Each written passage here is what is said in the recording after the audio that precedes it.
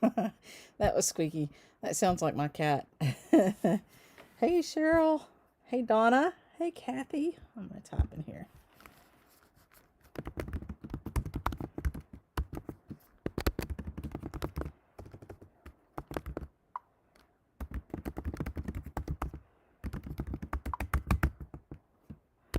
Hey, Melanie. Hope you're not missing supper. Oh, from Australia. Oh my gosh. Oh, what time is it there? You're like, what, 13 hours ahead or something like that? I always got Australia and India mixed up when I had to do my international work. India was the hardest for me to end up talking to because we could talk to Australia late in their day, which was kind of early in their day. But India, I pretty much had to be online at 11 o'clock at night to talk to live. And I did monthly calls, weekly calls during the month end close to get updates, actually daily calls during the month end and quarter end closes to get updates. And we had to do like two to hit the different time zones. Fun stuff. Fun stuff. You're going to eat after. Oh, me too, Melanie. Thank you. Hey, Lynn from Canada.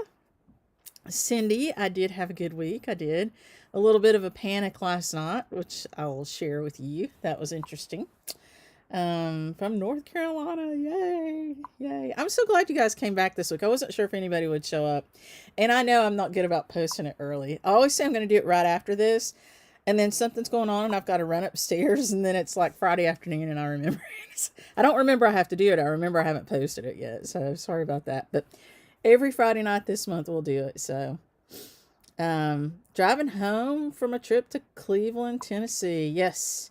So, hey, Deborah. Hey, Linda. Hey, Carol. So you guys will notice I am not at market. So, yeah, I just decided not to go this year for a few different reasons. It's the first time since we launched in 2014 that I haven't been. But, you know, there's a few reasons. Just weren't ready for that big of a crowd and that kind of environment because it's very crowded, and it will be this year, I'm sure. I mean, it's like crazy crowded, and I'm not a big fan of crowds anyway. Um, and you know, and we're up to date on our vaccines and everything, but it just wasn't. We just have so much to do and accomplish. I just did not want to take that risk. I feel like a unicorn right now. I feel like we have a little household of unicorns because myself and Allie, who's staying with us for a while, and Everett, none of us have had it yet that we're aware of. And, you know, we may get it before this is over with. I'm sure we will. Pretty much most people have had it. But I just don't want to push my luck right now. I've just got a lot of things to do. So there was that, and there was, you know, not having the shop open brick and mortar, to be quite honest. You know, it's harder to turn the inventory when you're just online. And, you know, we could have done it, but, you'll notice that I did not do a lot of promotion, putting stuff out there for early order. It's just, I'm always torn about that every year because you put all these things out there for early pre-orders and it just kind of creates this excitement and or frenzy.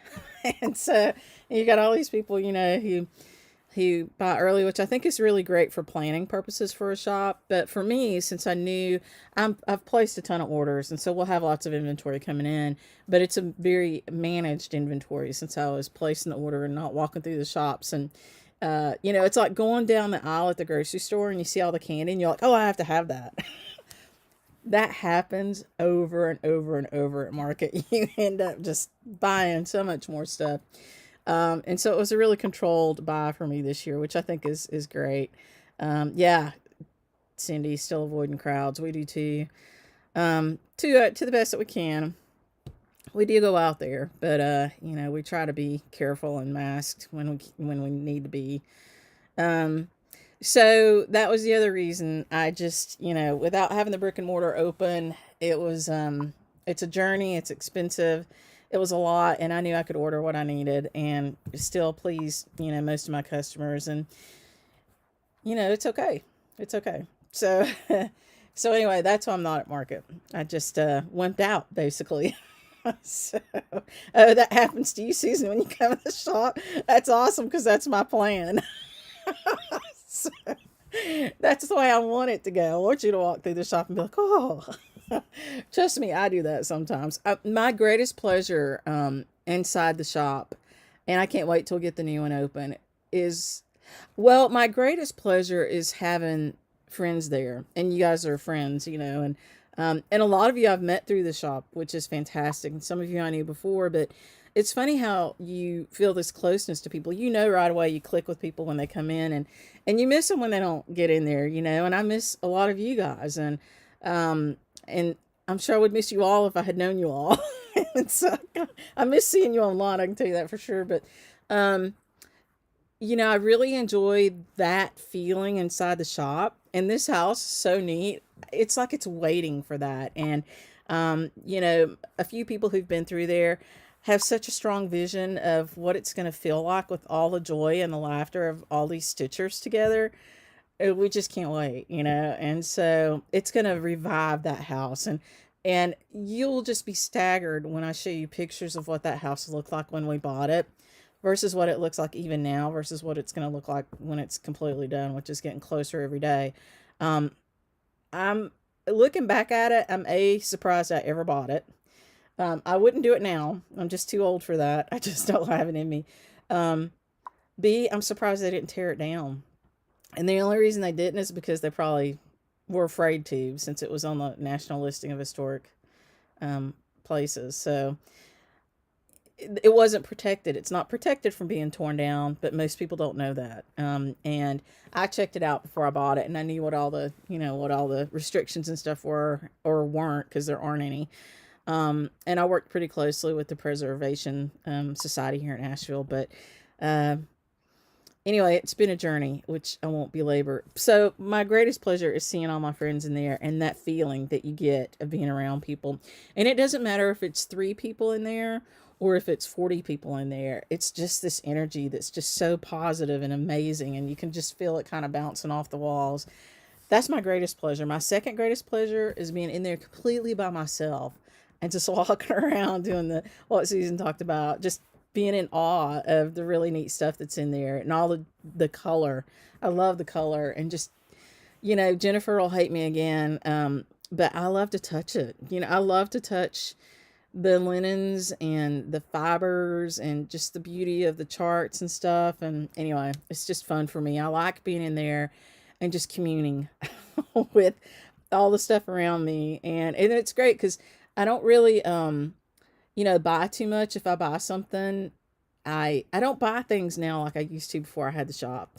Before I had the shop, gosh, man, I was a good buyer for my local needlework shop.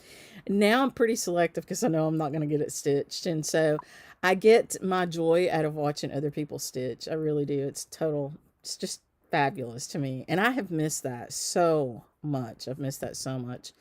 And, hey Peg, it's good to see you too. Hey Robbie, yeah, you're waiting impatiently.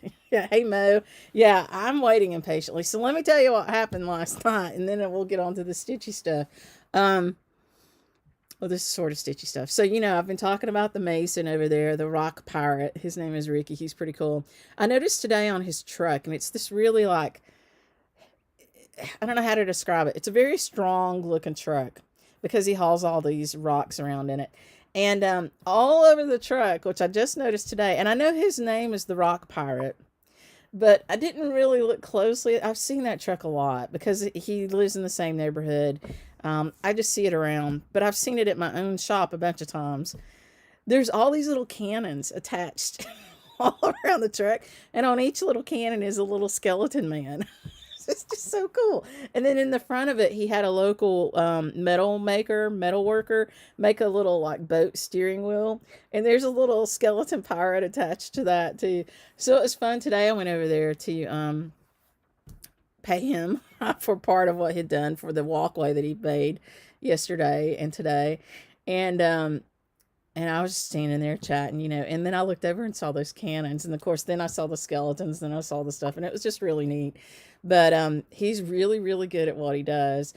But we needed something kind of unique because we had a lot of leftover rock, which is fantastic because he said, I've never gotten rock this nice in my entire career. I think I told you guys about that. So it left a lot of rock left over from the back patio that he built. And so we were able to use that rock to build a walkway on the front. And so it's kind of short, but it goes from the end of the front stairs to where the driveway comes in. And it actually took a lot more rock than I thought it would, but he had enough left over to do that. And so that's what he did for us the last couple of days. But the trick is that comes off the deck that is the handicap ramp, and it has a very slight grade to it.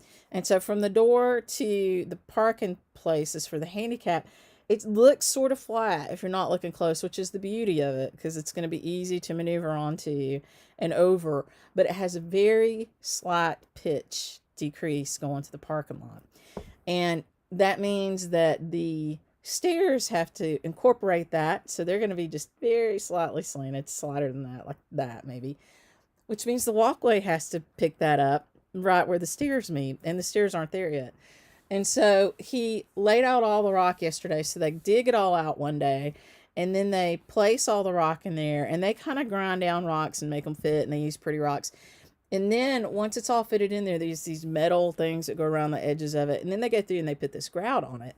And I'm going to sneeze. Sorry if I do.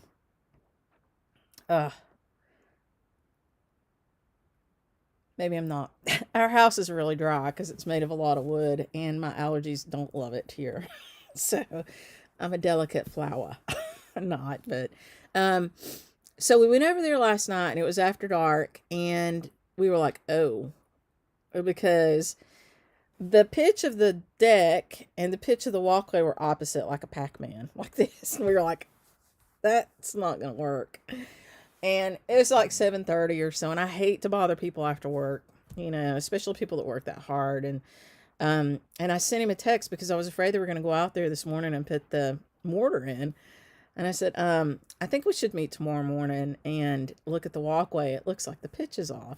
And so it was a moment of panic. It wasn't just a moment of panic. My poor husband, because he was the one that had explained that to the mason, was just beside himself. He had trouble sleeping last night. And I made it worse because I teased him about it. And, you know, and I knew we'd get it fixed. I did. But it was nerve-wracking because it took so much work. I just felt so bad because it was so much work to build the walkway and to dig it out and to get all the gravel laid underneath the rocks and that stuff.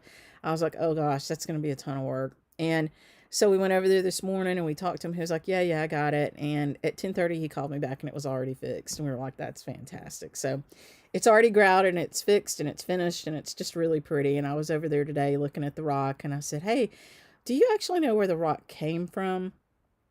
And I was hoping it was somewhere pretty local, and it was. It came from Tennessee. So those of you guys from Tennessee, you've got video on a loop repeating over and over. Is that doing that for anybody else? So Peg tells me that stuff is repeating. It's not on my computer. I don't have anything else open. If you guys are having trouble hearing me, let me know.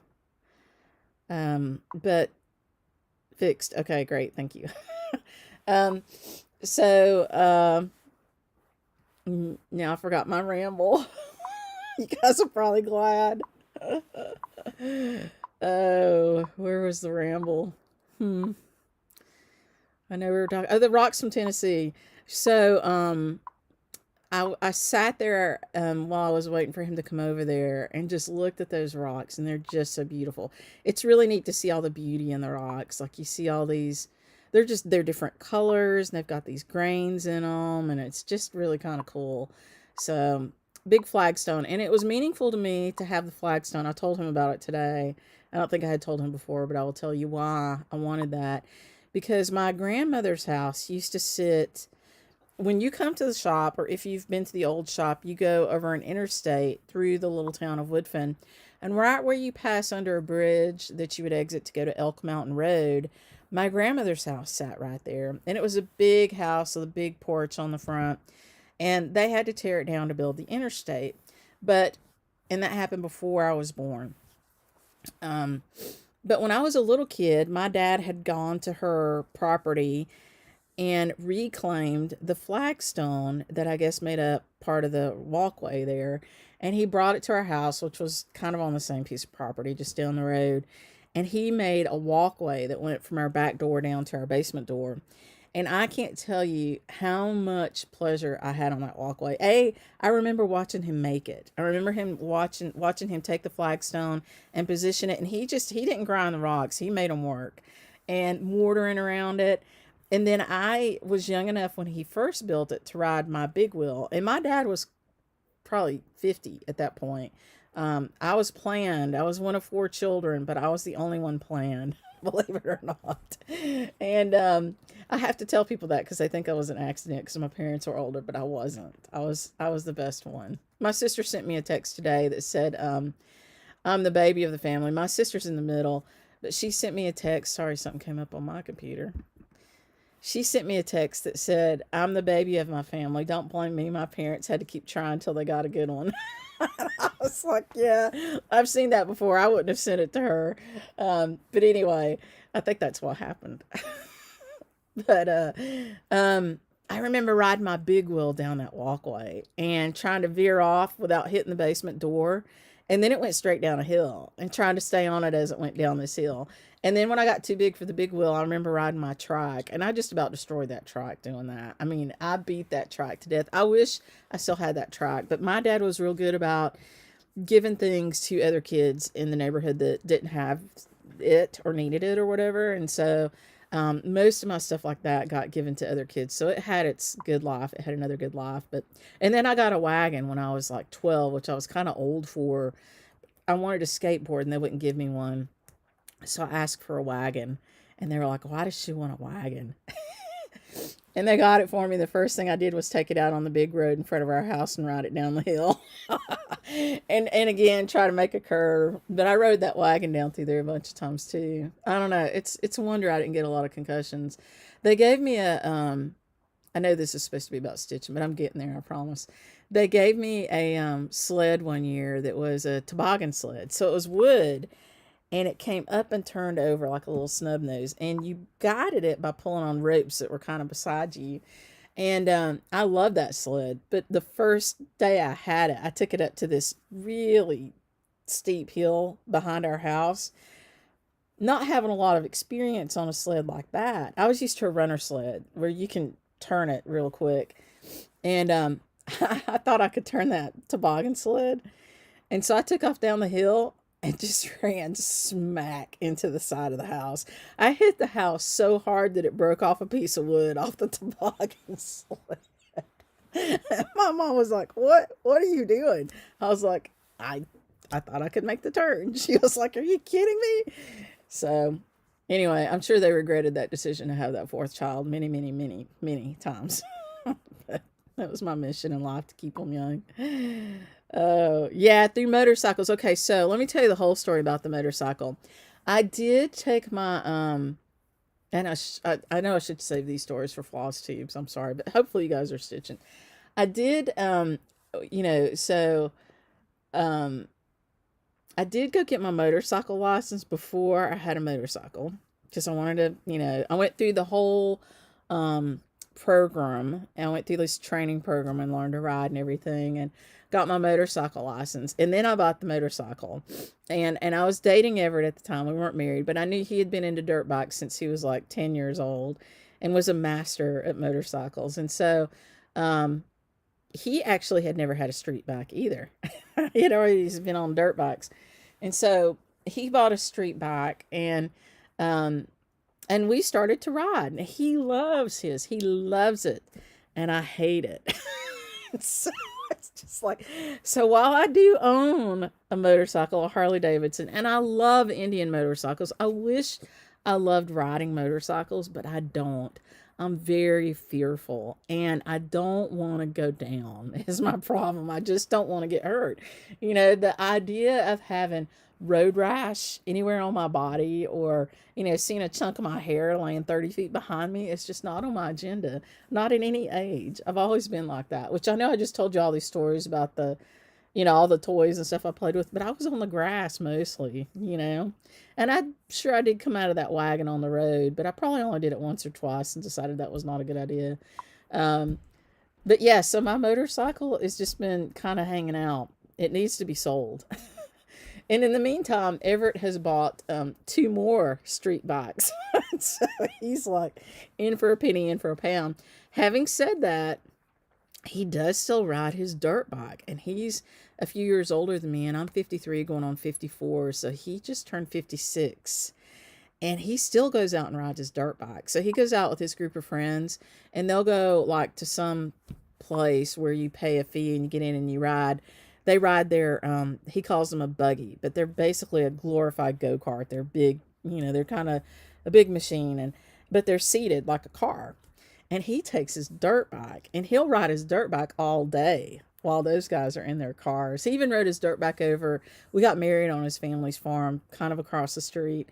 And he rode his dirt bike over there during the reception. It was so much fun just to see him on that bike. So anyway, that's my motorcycle story, Barbara. I've got this great picture of my Uncle Hamp during World War II on an Indian. And if I could just get my head around riding a motorcycle, I would go buy an Indian and sell the Harley. But I just don't think it's ever going to be me. I don't. I ride on the back with Everett pretty regularly. But honestly, this, I don't know how much, I think I might have told him this recently, but I don't really make a big deal of this, but I'm constantly in prayer. I'm just like afraid the whole time. And that's not the way to ride a motorcycle. It's just not. It's supposed to be fun. And I just, I'm worried. I'm just worried. I'm not that way in a car. I love cars, I've actually taken my cars, some of them on, like a street track, a race track kind of thing. And I love cars. Not that afraid in a car, but I'm really worried about motorcycles. So I don't know if it's a pass off experience or what. So even though I do own one, in all honesty, I don't like it. So there's the truth of that. Okay, let's get on to some stitching now that I've rambled. This is where I am on Stitch Red February. And you can see that I have just been putting in a lot of initials, and I've got a string hanging there. Because I'm stitching the initials over one, and I don't like changing needles to get it underneath the over one stitches. So I just leave a thread and stitch over it. So that's what I'm doing there. And I've got one in blue over here for a friend that is gone. And so I wanted to differentiate that for my friend Chris Bissett. So she was a really good stitch buddy of mine from Raleigh, and she died in 2018. So that one's in blue. So that's where I am. I will keep working on that and hopefully finish it soon. Because if you haven't watched the last video from Monday, go take a watch. It's a Bristol. And I've been slammed this week, just trying to get caught up on orders because my helper was gone for a couple of weeks. And so we've just been shipping like crazy. And so that's why I haven't put out the hem stitch video, which I will do this weekend.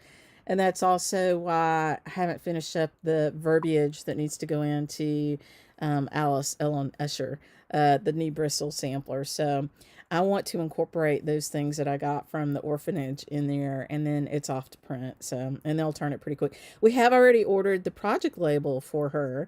So we made a project label. You know how we make those stickers that go on the back? We made one for Alice Ellen Usher, and really you can use it on any Bristol.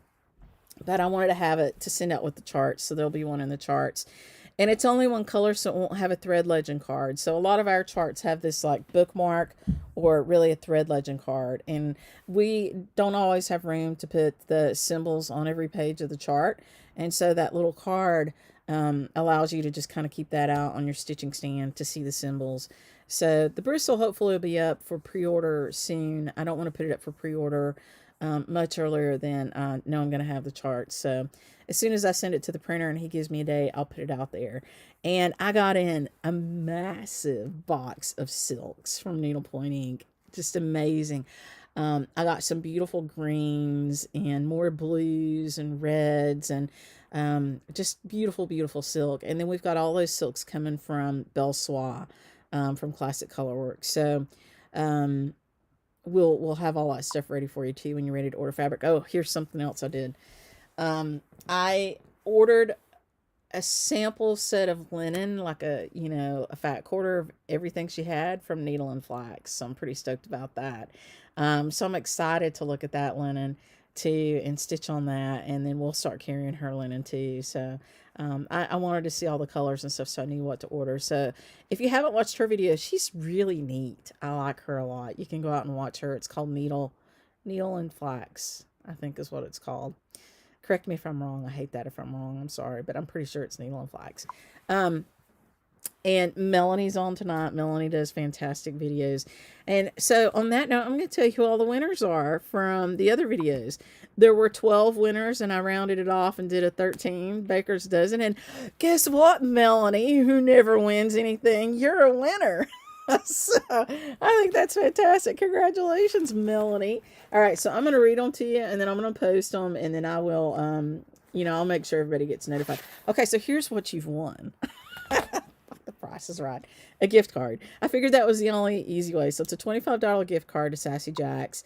And you can spend it online or save it and use it in person, whatever you want to do.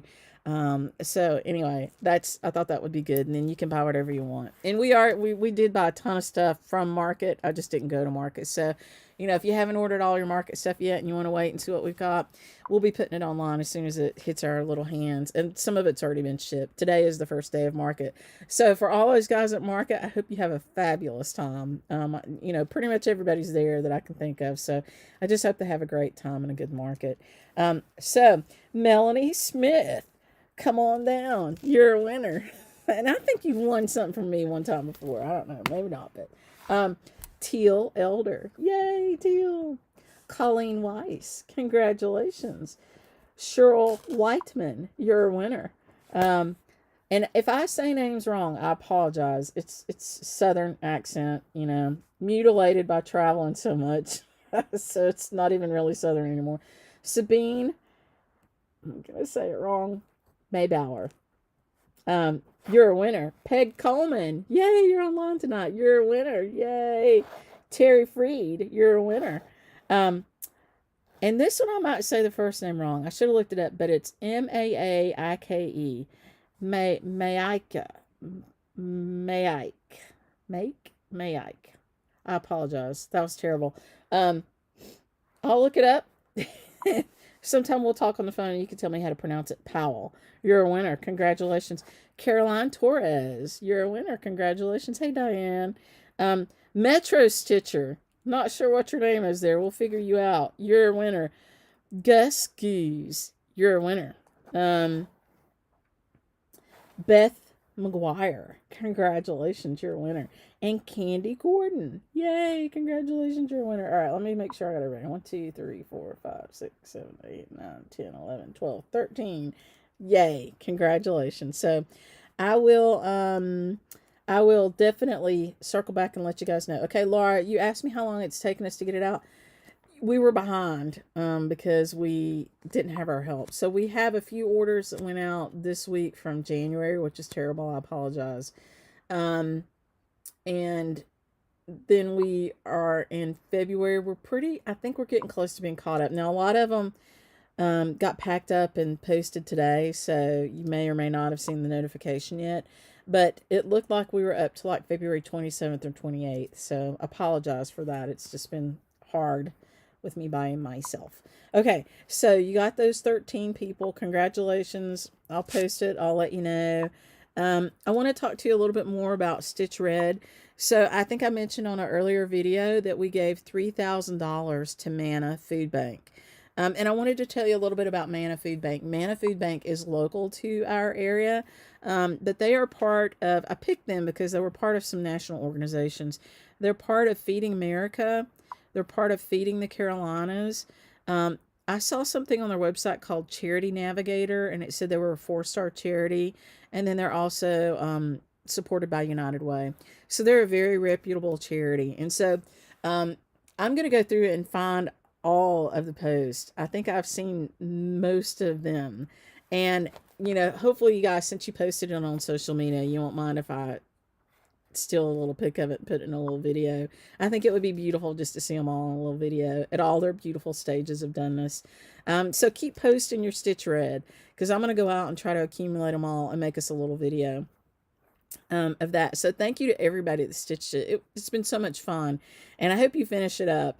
But if you weren't on the last video, the Stitch Red with Sassy Jacks, the Red February, everything on there except for that squirrel came from the new Bristol sampler. And so it was a fun way to let you know that you can stitch the Bristols in different ways. You know, you don't have to stitch the whole big Bristol, the whole beastie. If you don't want to, you can stitch a little one. And you can stitch them in different colors too. And so I know some people are going to stitch the new one in a different color. For me, I'm going to stitch the new one, Alice Ellen Usher. Somehow it's going to be different. I'm really looking at green. I love green. So it's either going to be on a different linen that will give it a different look, or it's going to be a different color thread. And I haven't decided yet, but it's a meditative stitch. It's a big one. I'm not going to rush through it. I'm going to enjoy it. And, you know, you guys can do the same. It's a really pretty one. Claudia reached out, Claudia Dutcher of Dutch Treat Designs. She was real excited because it was one that people were wondering about who had it. And I kept that secret for a long time. I'm so proud of myself. You have no idea how hard it was. Yeah, I'm a good secret keeper if they're not mine. If you tell me a secret, I keep it forever. If it's my secret, I have a really hard time with it. It's a terrible curse. So anyway, I thought that was real fun.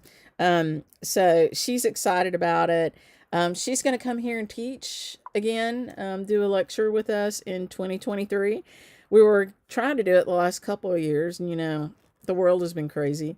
So she was here in 2019. It was fabulous. We had a big group of people. It was great. She'll come back in 2023, which is next year. I can't believe it's been that long. That's crazy. It's just bizarre how time's passed. But she'll be here in 2023, and it'll be a fun class. So it's not out there yet, so it's not open for registration, but it'll be in the fall. So it'll be a lot of fun. Claudia's a good friend, and she's always a great instructor and lecturer. And we appreciate the information that she shared with us about the Bristols. So she shared a lot of information, and Claudia, I appreciate you for that. And she's got some beautiful charts, both reproductions and tributes, which are fantastic. Okay, so let's shift over to, one more thing. Athena Besa actually put a comment out that she was stitching with sulky, but she was thinking about, or she may have been stitching with a higher count sulky now, but she was also thinking about stitching with like a 30 weight sulky for a higher count linen. And that kind of comes back to what I was mentioning before with the bristles that were stitched with a red cotton thread. They weren't really stitched with silk. Sulky is a cotton thread.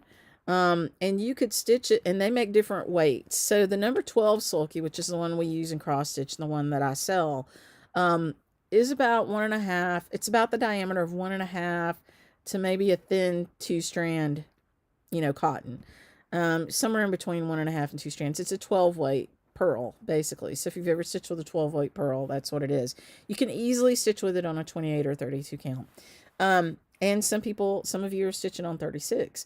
But sulky makes other weights of thread for the quilting industry and the sewing industry. So if you want to stitch this Bristol on a higher count linen and you want to use cotton thread, you can go to your quilt shop. We might try to get some in when we get the brick and mortar open. And you can buy yourself a spool of a higher weight sulky thread, like a 30 weight or something like that. Okay, so that's what I had for the stitch red. Now, so as Judy is asking me questions about the March block, we're going to talk about it. So, I want to show you. So we've got the charts, and we've got the linen, we've got the Aida, we've got the threads. We were trying to get it all shipped out. We're a little bit behind, as I mentioned, and so we're starting to get that stuff shipped to you. I want to talk to you about a few things about that. I'm trying to figure out where I put it. Here. First I want to show it to you. So I'm going to back up a little bit so you can see. Okay. So, that's the way of the world. Okay. So, there's linen and there's Aida. On the top here is Aida, and on the bottom is linen. And you can tell it's just, I don't know how good this picture is here. I forgot to put my light on tonight. But, it's just a very, very subtle green. It's called artichoke. And this is what's called for with the 17th block party, which is what a lot of us are going to be stitching on this March. And we're doing that to celebrate Sassy Jack's 5th brick and mortar birthday, which is on the 17th, because that was the day we opened. Peg was here. It was St. Patrick's Day. So, and these are all the threads. So you can tell it's just a really pretty palette of threads. Okay? So if you've got something in your stash that's just a subtle green, or even you can use a brighter green, a deeper green, or you can use just a natural color, like not natural, but you could use natural too. It'd be real pretty, because a lot of natural has a little bit of a green hue to it.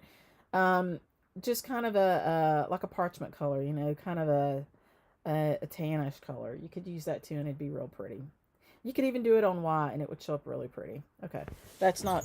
I know I didn't have enough light on that to make it good. Here's the threads. They're all Week Styleworks threads, and we put them on this ring, and we put a little card on here, and we wrote on it that it was the 17th. So these will start going out tomorrow. Pretty excited about that. And we ordered more. So if we sell out of, so I put online, if you told me on your form that you wanted linen or threads or the kit, do not order linen or threads or the kit separately. We'll be calling you to, or sending you a PayPal, but we've already got your stuff pulled out for you. And we'll settle the payment thing. So if you told me on your order form for the chart that you wanted it kitted, don't go back and order it, because we've got you taken care of. If you haven't ordered it and you haven't told me and you want to jump in, it's out there. So you can order the chart, you can order Ada, you can order linen, and you can order threads, and you can do it all separately. So you can mix and match for whatever you need. The threads, there are 10, and so they are $25. The chart includes the pins, and so I think it's $27.50. So that's the chart of 12 and the $15 pin set. And then the linen, I want to say the linen was something like $23.50 for the piece, and I'm going to talk about that more. And the Ada was less expensive. I want to say like $14 for the piece. Because Ada is less expensive than linen. Okay, so it's 14 count Ada or 28 count linen. Now, the Witchelt Ada and the Witchelt linen that I showed you is a little bit stiff. And that's really what you need when you're going to be doing construction.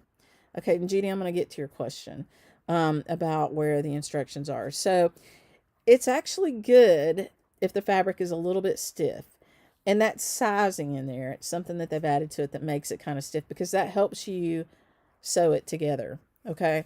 So if you don't have that, it's okay. You can still do it. You'll make it work. But don't let that, the fact that it's on Witchelt, which tends to be a little stiffer like that, dissuade you from purchasing the Witchelt linen, because it's great for this. And this is one of their new colors. So Witchelt's been coming out with some colors, which is pretty neat. If you don't know what we're talking about for the 17th, I'm going to show you this one. Now, this one's a special chart, which is another surprise for tonight. So this is the chart, and it actually, you can stitch it in like a, something that you can frame here, and you've got this word on it. If you go out to the Hands On Design website, you can watch, or to their floss tube, you can watch a video about it. Kathy's already shown it. On the website, there is the construction tutorial for it. So it's not for this particular 17th block party, but it's for a block party. And so you can use it to put together any block party.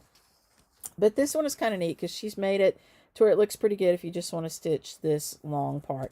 And it says, it is in the shelter of each other that people live, which is a really nice thing.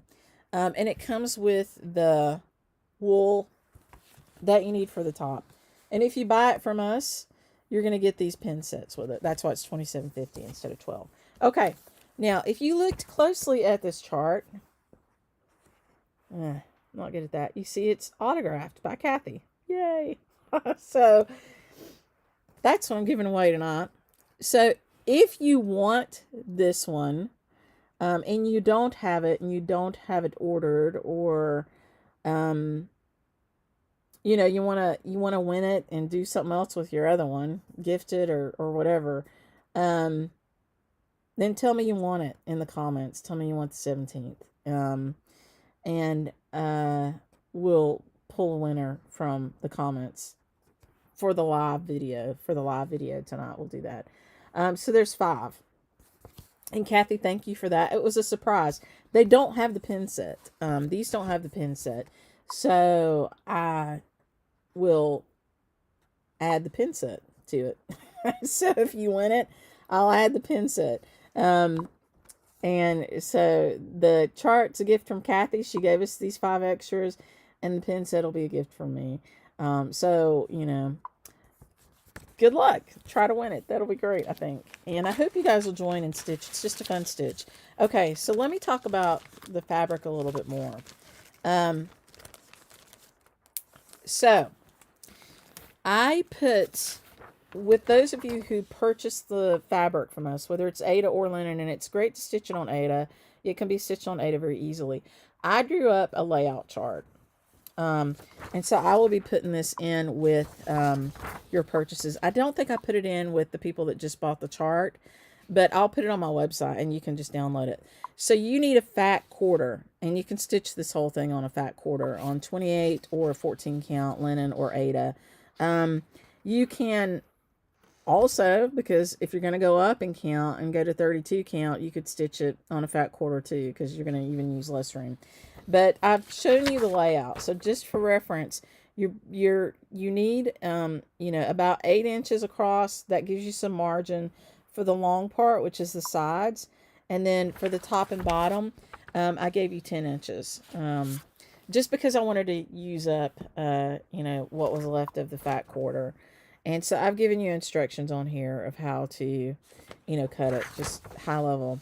And it's the same whether you do Aida or whether you do linen. Now, you can cut it into 3 pieces or you can cut it into 2, because you see how the long part that doesn't have any division, that's the sides. If you wanted to cut it into 2, you could really stitch the whole thing without cutting it, but it's hard to work with a fat quarter that big.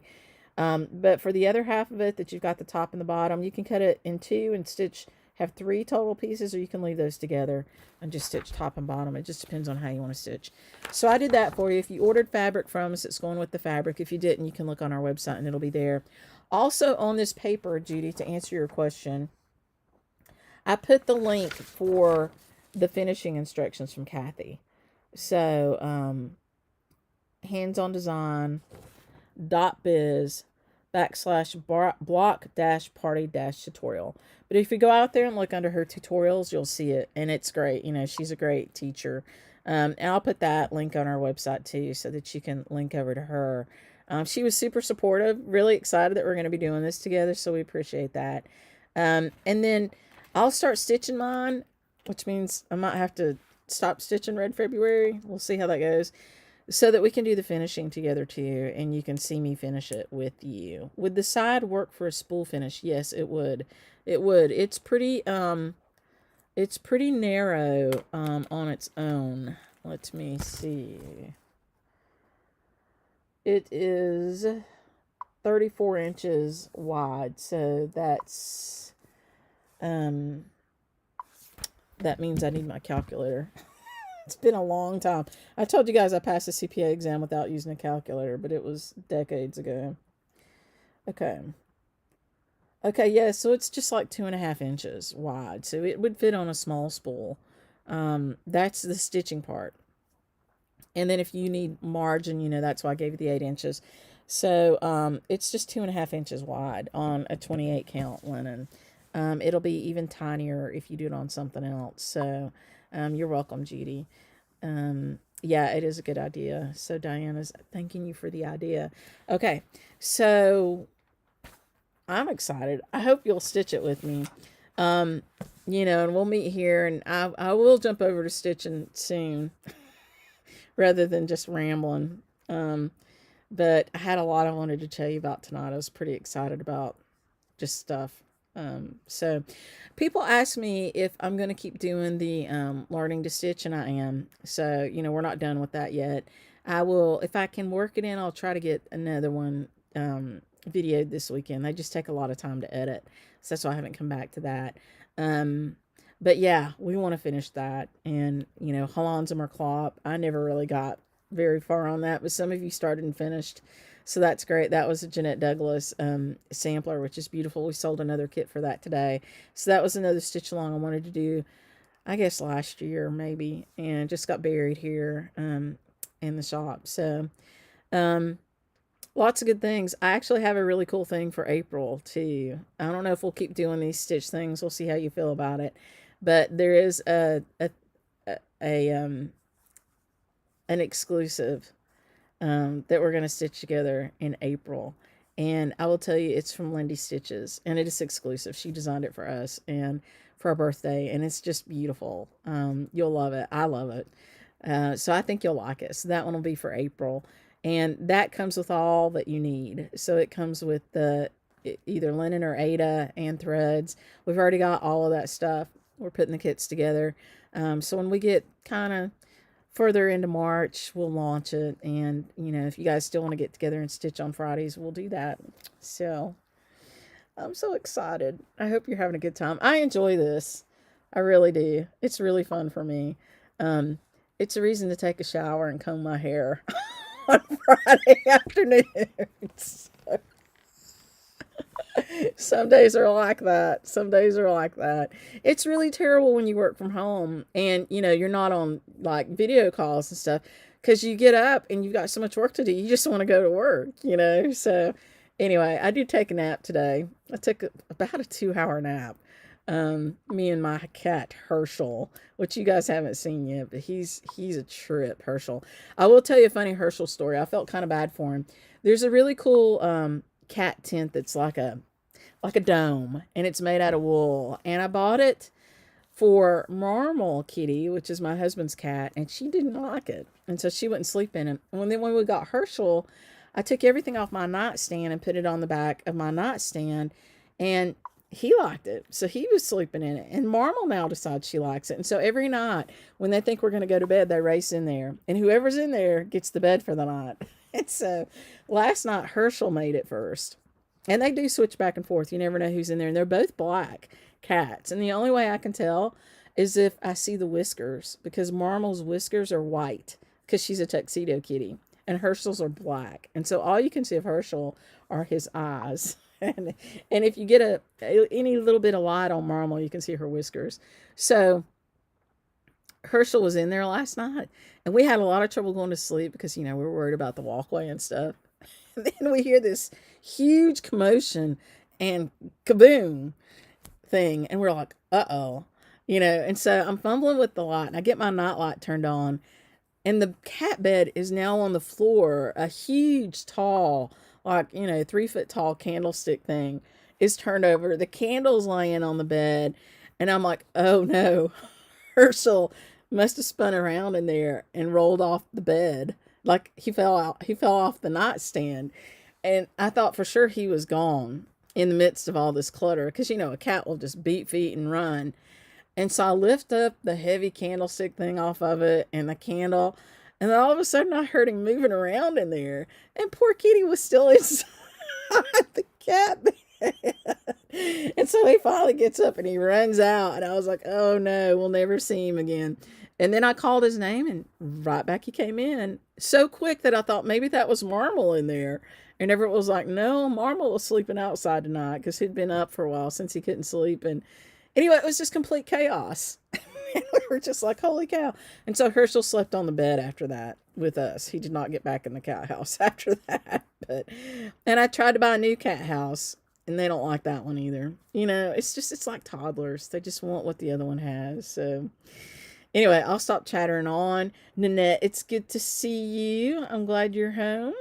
And when will we be open for calls again? We're working on it. We're just really trying to get caught up, and we're working on it as soon as I can get my helper and we get caught up. So Allie's back and forth between here and Brasstown, North Carolina, which is where the Campbell Folk School is, because she instructs weaving down there. She's a weaver, and she's down there now. Like, she went down there tonight. She's actually teaching a needle work class this weekend. She's teaching I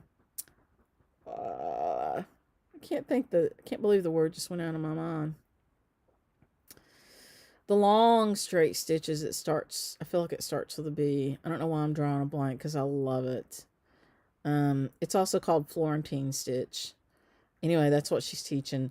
There's 3 names for it, and I can't believe I can't remember it right now. It's because I want to so bad. But it's also called Florentine work.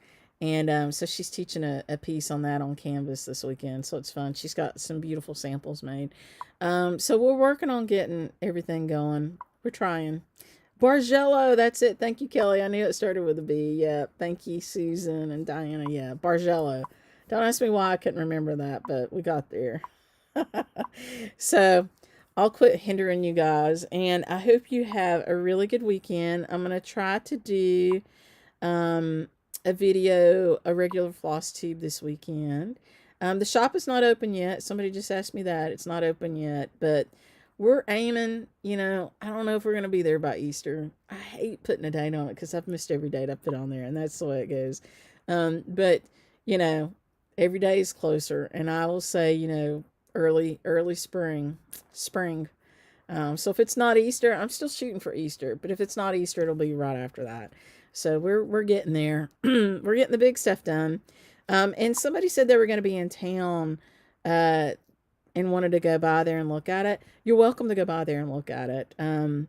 It's not open, like you can't go through it, but you can go look at the rock work and stuff. Honestly, it just looks like a construction zone, really. But if you want to go, you can. It's fine. My Mason told me that a lot of people came by and fussed at him because he wasn't open for business.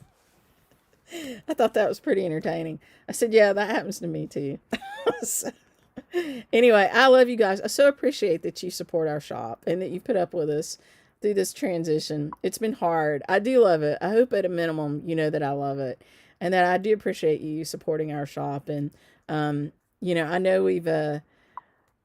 we're not always Johnny on the spot with getting these orders out because we just get overwhelmed sometimes, but we are a good shop, and we'll be even better when we get fully staffed and back open again. And so I appreciate you staying with us. I did not get the water out of the basement yet. I didn't. It's on my list. So hopefully it'll dry up a little bit. But all right, I'm going to stop rambling. Bye. Have a good weekend. Thank you for joining.